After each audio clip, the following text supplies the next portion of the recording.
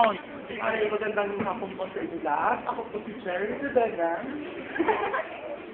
Okay. So, wala mo siyang kalatigan na host dahil siya po ay bago lamang, no? So, ngayon po, ang gagawin lang po niya ay ganito. Dahil po, yun lang po ang sinabi sa kanya ng ating direktor na si Director Philip Jason Dueña. So, nagpapasalamat po kami sa lahat ng mga lahat po ng mga sumusuporta sa aming show, kalansian at kaanuhan. Lahat po kami pinanonood niyo. By the way, ngayon po ang topic natin is, kailangan ba tanggapin ang mga bakla sa isip? Para po sa ating mga katanungan, kung sino bang gusto mo tumawan, nangyari lamang po na tumawag sa 0.64347664 local 5217. May mga meron po tayong mga operators na upang kasapin ng mga. So, tingnan po natin ang caller natin. Kaya nga ng cellphone.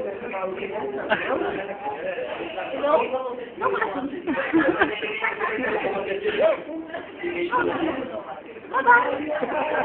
Ang ating pong sagan po sa Oo.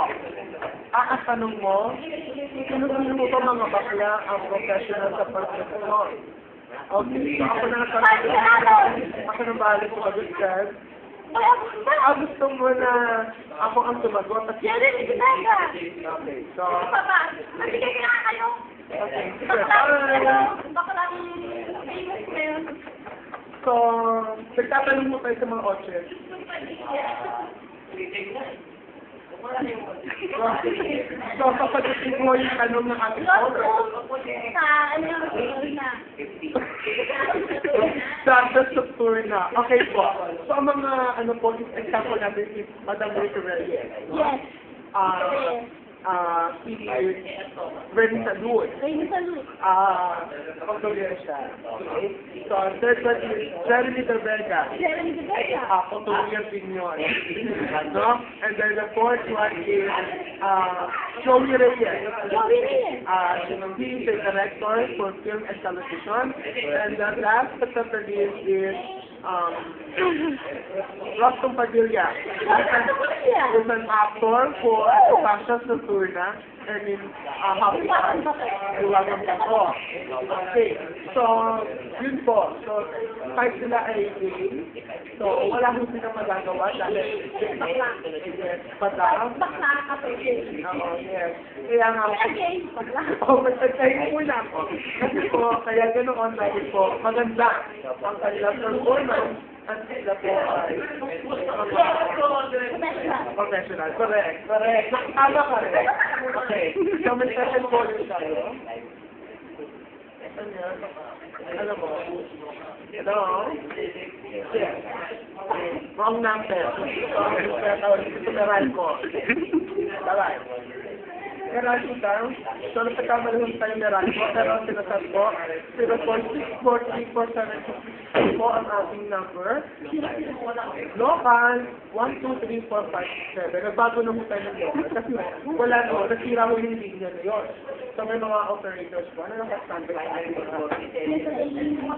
Ito tayo pa ng bag. Ito yung bag. Okay. So, meron po tayong Pwede na kayo. okay. Sa kanya, tumawag ka.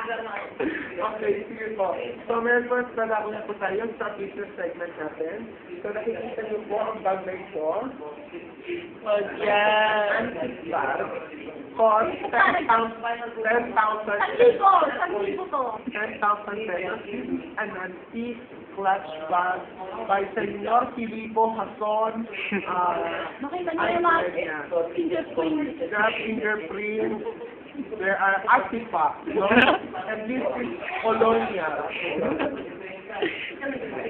This one is a Louis Vuitton Bell collection. No. Thank you po. Break muna, break. Sa pagbabalik po, saka po tayo thank you very much po sa aming therapy. Because of the parang di Pagod ako. Yes.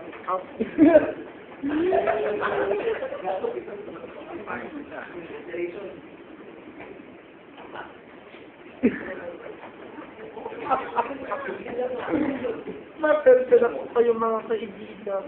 Kapatid ko, sa akin na naman po, napagigitira ko na.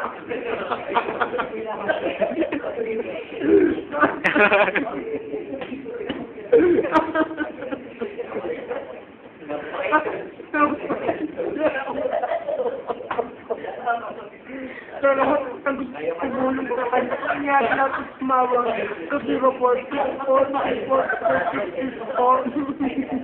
local custody for 50%.